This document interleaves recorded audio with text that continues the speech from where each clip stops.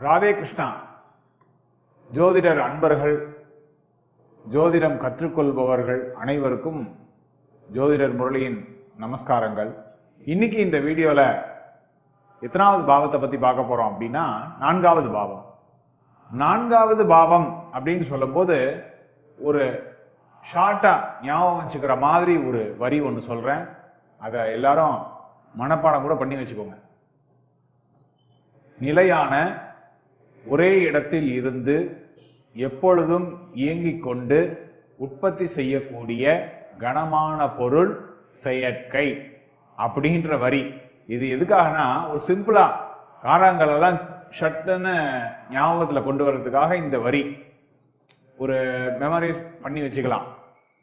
இந்த வரியை நீங்கள் ஞாபகப்படுத்தினீங்கனாலே அந்த காரகத்தில் உள்ள அனைத்தும் இந்த வரிக்கு ஒப்பாகத்தான் இருக்கும். இந்த வரியில் இருக்கும் அனைத்து வார்த்தைகளுக்கும் இணையாக இருக்கும்.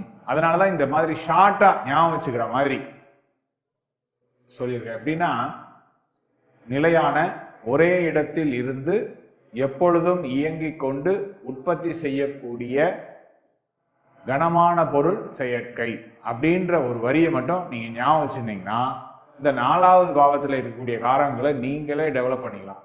அதுக்காக தான் ஈஸியா வச்சுக்கணுன்றதுக்காக இந்த வரி சொல்லியிருக்கேன். ஞாபகம் வச்சு நோட் பண்ணி கூட வச்சுக்கோங்க. இப்போ உடல் உறுப்பு அப்படிங்கும்போது நான்காவது பாவத்தில் என்னன்னா, நுரையீரல், இருதயம், சிறுநீரகம், மார்பு பகுதி, இது எல்லாம் நான்காவது பாவத்தில் வந்துடும். எதுக்காக நுரையீரல் எப்படின்னு சொல்றாங்கன்னா, நான் இப்ப மேல ஒரு வரி சொன்னேன் தெரியுமா, நிலையான ஒரே இடத்தில் இருந்து எப்பொழுதும் இயங்கிக் கொண்டு அப்படின்னு. அந்த நுரையீரல் அப்படின்றது ஒரு மனுஷனுக்கு 24/7 ரன் ஆகிட்டே தான் இருக்கும். இருதயம் அதே மாதிரி தான், 24 மணி நேரம் இயங்கிக் கொண்டே இருக்கக்கூடியது, ஒரே இடத்தில் இருந்து இயங்கிக் கொண்டிருக்கிறது இல்லையா? அப்படிங்கும்போது இந்த மேஜர் பார்ட்ஸ் ஆன உடல் உறுப்புகள்ல இருதயம், நுரையீரல், இந்த சிறுநீரகம், மார்பு பகுதி, அது நுரையீரலோட பகுதியில் இருக்கிறதுனால அந்த மார்பு பகுதியும் அப்படின்னு சொல்றோம். இந்த மாதிரி இந்த நாளும் நான்காவது பாவத்தில் வந்துவிடும். அப்போ இந்த நுரையீரல் அப்படின்றது ஏதாவது நுரையீரல் சம்பந்தமான ஒருத்தருக்கு பிரச்சனை அப்படின்னா நான்காவது பாவத்தில் பார்க்கணும் அப்படின்னு எடுத்துக்கணும். இப்போ ஒரே இடத்தில் நிலையாக இருக்கக்கூடிய பொருட்கள் அனைத்தும் இந்த நான்காவது பாவத்தில் வரும். அப்படிங்கும்போது ஒரே இடத்துல நிலையா இருக்கிறது என்ன?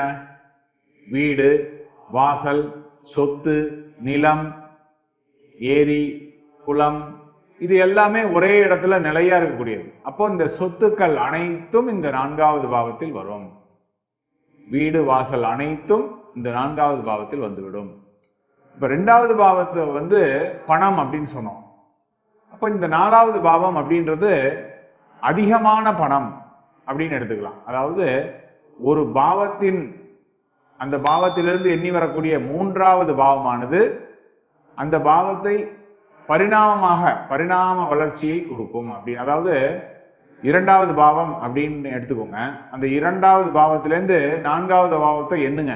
2, 3, 4 மூன்றாவது பாவமா வருதா? ஒரு பாவத்திற்கு அதிலிருந்து எண்ணி வரக்கூடிய மூன்றாவது பாவமானது அந்த பாவத்தை பரிணாம வளர்ச்சி அடைய செய்யும் அப்படின்னு எடுத்துக்கணும். ரெண்டாவது பாவம் பணம் அப்படின்னு எடுத்துட்டீங்கன்னா, நான்காவது பாவம் அதிக பணம். அப்ப அதிகமா பணம் சேரும் போது என்ன ஆகும்? நம்ம என்ன பணத்தை கேஷாவே அப்படியே வச்சுட்டு இருக்கோமா? அதிகமா பணம் சேரும் போது நம்ம ஏதோ ஒரு ப்ராப்பர்ட்டி வாங்குவோம், ஒரு சொத்தை ரெஜிஸ்டர் பண்ணுவோம் இல்லையா? அதுதான் இந்த நான்காவது பாவம் சொத்து அப்படின்னு சொல்லியிருக்காங்க. ஆல்ரெடி ஏற்கனவே முன்னோர்கள் எல்லாருக்குமே மேக்சிமம் தெரியும், வீடு, வாகனம், சொத்து அப்படின்றது நான்காவது பாவம்ன்றது பெரும்பாலானோருக்கு தெரியும். அதுக்கப்புறம் நிலையான ஒரே இடத்தில் இயங்கக்கூடிய, ஒரே இடத்துல நிலையாக இருக்கக்கூடிய அனைத்தும் இந்த நான்காவது பாவம். அதே மாதிரி இப்போ ஒருத்தர் ப்ரொடக்ஷன் உற்பத்தி செய்யக்கூடிய துறையில இருக்காரா அப்படின்னா இந்த நான்காவது பாவத்தில் தான் பாவம். அது சம்பந்தமான தொழில் செய்கிறாரா, அது சம்பந்தமான வேலை கிடைக்குமா அப்படின்னா அந்த நான்காவது பாவத்தின் ரீதியாக அவர் உயர்கல்வி படிச்சிருந்தார் அப்படின்னா அந்த நான்காவது பாவத்தின் ரீதியாக அந்த தொழிலில் இருப்பார். அப்போ உற்பத்தி செய்யக்கூடிய அப்படின்னா ப்ரொடக்ஷன் லைன், எந்த விதமான மேனுஃபேக்சரிங், அதாவது ப்ரொடக்ஷன் பண்ணுறாங்க, எந்த ஒரு ப்ரொடக்ஷன் பண்ணாலும், எந்த ஒரு பொருளை உற்பத்தி செய்தாலும் அவர்களுக்கு இந்த 4வது பாவத்தை பார்க்க வேண்டும். உற்பத்தி அப்படின்றது இந்த 4வது பாவம். எப்படின்னா, அந்த நுரையீரலானது எடுத்துக்கோங்க, உடல் உறுப்புல நுரையீரலானது என்னத்தை உற்பத்தி பண்றதுன்னா ஆக்சிஜன், சுவாச காற்று.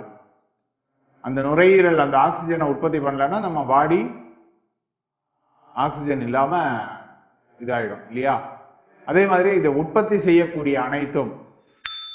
அனைத்து வகை உற்பத்தியும் இந்த 4வது பாவத்தில் வரும். அதே மாதிரி இந்த 4வது பாவம் அப்படின்றது எதிரான காரகங்களை கொண்டு. எதுக்குன்னா 5வது பாவத்திற்கு 4வது பாவமானது 12வது பாவம் வருது இல்லையா? 5க்கு 4, ஒரு பாவத்துக்கு பிந்தைய பாவம் வந்து 12வது பாவமாக வரும். அப்போ 5ஆம் பாவ காரகங்களுக்கு எதிர்மறையான காரகங்களை இந்த 4வது பாவம் வைத்திருக்கிறது அப்படின்னு புரிஞ்சுக்கணும். இப்போ 5வது பாவ காரகங்கள்லாம் அடுத்த வீடியோவில் சொல்லுவேன், இருந்தாலும் ஒரு ஓரலா 5வது பாவ காரகங்கள்லாம் பார்த்தீங்கன்னா அது அகம் சார்ந்த பாவமானது. 5வது பாவத்தில் என்னென்ன இருக்கு? காதல், காமம், கவர்ச்சி, அப்புறம் சந்தோஷம் அப்படின்னு நிறைய 5வது பாவத்தில் உள்ள காரகங்கள் இருக்கு. அப்ப அதுக்கு எதிர்மறையான காரகங்கள், இப்ப கவர்ச்சி அப்படின்னு எடுத்தீங்கன்னா எதிர்மறையான என்ன காரகங்கள் இருக்குன்னா 4ஆம் பாவத்துல கற்பு. கவர்ச்சியா எப்படி சொல்றது, அது நீங்களே புரிஞ்சுக்கணும். அந்த மாதிரி கவர்ச்சியா இருக்கக்கூடிய, செக்ஸியா இருக்கக்கூடியதுன்னு சொல்லுவாங்க தெரியுமா? அந்த மாதிரி கவர்ச்சியா இருக்கக்கூடிய இதுக்கு எதிரான காரகம் எதுன்னா கற்பு. கற்புடன் இருக்கக்கூடிய சாத்வீகத்தன்மை, சாத்வீக முகம் அப்படின்னு சொல்லலாம் இல்லையா? அப்ப சாத்வீகம் அப்படின்றது இந்த 4வது, அதுதான் கற்பு அப்படின்னு சொல்றோம். அப்ப கற்பு அப்படின்னு இருக்கிறவங்கள நம்ம எப்படி மதிப்போம்? தாய்மை, தாய்க்கு நிகராக மதிக்கலாம் இல்லையா? நம்ம தாய் அப்படின்னு சொல்லக்கூடிய அந்த தாய்மையை அந்த கற்புக்கு ஒப்பிட்டு பார்க்கும்போது இப்ப தாய் அப்படின்றது இந்த 4வது பாவத்தை குறிக்கும். அதனாலதான் இந்த 4வது பாவத்தை முக்கியமா இந்த மார்பக பகுதி அப்படின்னு சொல்றோம். அப்ப தாய் அப்படின்றது இந்த 4வது பாவத்தை குறிக்கும். அப்ப தாய் நாடு, சொந்த ஊர், இதெல்லாம் வந்து இந்த 4வது பாவத்தில் வந்துடும். தாய் நாடுன்னு சொல்றோம், ஒரு தாய் நாடை நம்ம தாய் போல மதிக்கிறோம் இல்லையா? சொந்த நாடை வந்து ஏதாவது துஷ்பிரயோகம் பண்றோமா? இல்லை. அந்த மாதிரி தாய் நாடு, சொந்த ஊர், சொந்த நாடு அப்படின்னு சொல்லக்கூடிய அது அனைத்தும் இந்த 4வது பாவத்தில் வரும். அது இப்போ ஒருத்தருக்கு சொந்த ஊர் அப்படின்னா அதை மாற்றுவாங்களா? ஒரு சொந்த ஊர் என்னையா அப்படின்னு கேட்குறோம், திருநெல்வேலி அப்படின்னு சொல்றோம்னு வச்சுக்கோங்களேன். இப்போ நான் ஒரு வருஷம் கழிச்சு அந்த சொந்த ஊர் என்னன்னா மாறிடுமா? மாறாது. அதான் எதுலேயும் மாறாத தன்மை. அதே மாதிரி இப்போ சொந்த ஊர், சொந்த நாடு அப்படின்லாம் பார்த்தோம். சொந்தம் அப்படின்றத குறிக்கக்கூடியது இந்த 4வது பாவம். சொந்தம், சொந்தங்கள், அனைத்து விதமான சொந்தங்கள். பொதுவாக சொந்தங்கள் அப்படின்றது இந்த 4ஆம் பாவத்தை குறிக்கும். ரிலேஷன்ஷிப்னு சொல்லுவோம், ரிலேட்டிவ்ஸ்ன்னு சொல்லுவோம் இல்லையா? அந்த மாதிரி சொந்தங்களை குறிக்கக்கூடியது இந்த 4வது பாவம். அப்புறம் 5ஆம் பாவத்தில் உணர்வு பூர்வமான செயல்கள் அப்படின்றது 5ஆம் பாவம். அதுக்கு எதிர்மறையான, அதாவது புக்தி பூர்வமான செயல்கள், அதாவது உணர்வு பூர்வமானன்றது அகம் சார்ந்த செயல்கள் 5ஆம் பாவத்தில் வரும். இது வந்து இந்த 4ஆம் பாவம் வந்து அறிவுபூர்வமான செயல்கள், புத்தி பூர்வமான, அறிவுபூர்வமானு கூட சொல்லலாம், அறிவுபூர்வமான செயல்கள். இவங்களுக்கு வந்து இந்த யூகிக்கிற தன்மையெல்லாம் இருக்காது. யூகித்தல் அப்படின்றது 9ஆம் பாவத்தின் காரகம். 9ஆம் பாவத்திலேருந்து எண்ணி வரக்கூடிய 8வது பாவமாக வரும். அதாவது 9லேருந்து எண்ணிங்கன்னா அந்த 4வது பாவம் வந்து 8வது பாவமாக வருன்றதுனால 9க்கு எதிர்மறையான, 9இல் இருக்கக்கூடிய காரகங்களுக்கு எதிர்மறையான காரகங்களை இந்த 4வது பாவம் வச்சிருக்கோம். இப்போ 4வது பாவத்துக்கு எதிரி பாவம் எது அப்படின்னா 5, 9. 5, 9 அப்படின்றது அகம் சார்ந்த பாவம். 4வது பாவம்ன்றது புறம் சார்ந்த பாவம். 5, 9ல் இருக்கிற காரகங்கள் எல்லாத்தையும் 4ல் கம்பேர் பண்ணீங்கன்னா அதுக்கு ஆப்போசிட்டா இருக்கும் எல்லாமே. அதே மாதிரி யூகிக்கக்கூடியது அப்படின்ற போது இந்த 4வது பாவத்துல யூகித்தல் அப்படின்றது இருக்காது. அதுக்கு ஆப்போசிட்டா அறிவுபூர்வமாக அப்படின்னு எடுத்துக்கலாம். அறிவுபூர்வமாக செயல்படுதல். அதாவது உதாரணம் சொல்லணும்னா, ஒரு குவாலிட்டி கண்ட்ரோல் மேனேஜர்னு வச்சுக்கோங்களேன். ஒரு கம்பெனியில் ப்ரொடக்ஷன் லைனில் அந்த ப்ரொடக்ஷன் தயாரானது உடனே அதை வந்து டெஸ்டிங்க்கு அனுப்புவாங்க. எந்த ஒரு பொருளாக இருந்தாலும் அதை வந்து சோதனைக்கு உட்படுத்தி தான் அதுக்கப்புறம் விநியோகம் பண்ணுவாங்க இல்லையா? அப்போ அந்த டெஸ்டிங்க்கு அனுப்பும்போது அதில் குவாலிட்டி கண்ட்ரோல் மேனேஜர்னு இருப்பார். அவர் வந்து சில ப்ரொசீஜர்ஸ்லாம் செக் பண்ணி தான் வந்து அதை குவாலிட்டி டெஸ்ட்லாம் பண்ணுவார். உதாரணத்துக்கு ஒரு ப்ரொசீஜர் ஏதோ ஒன்று வந்து தவறாக இருக்குதுன்னு வச்சுக்கோங்க, பழைய ப்ரொசீஜராக இருக்குது, அதை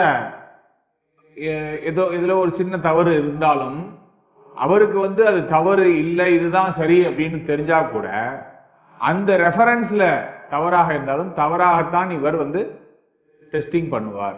அதாவது டாக்குமெண்ட்டை ரெஃபர் பண்ணி அந்த மாதிரி எடுத்துக்கிறோம். அதாவது அறிவுபூர்வமாக ஏதாவது எதுவாக இருந்தாலும் பேப்பர் தான் பேசுன்னு சொல்லுவோம் இல்லையா? அந்த பேப்பர் தான் அதை அடிப்படையாக வைத்து தான் வந்து அந்த மாதிரி, இது ஒரு உதாரணமாக எடுத்துக்கோங்க.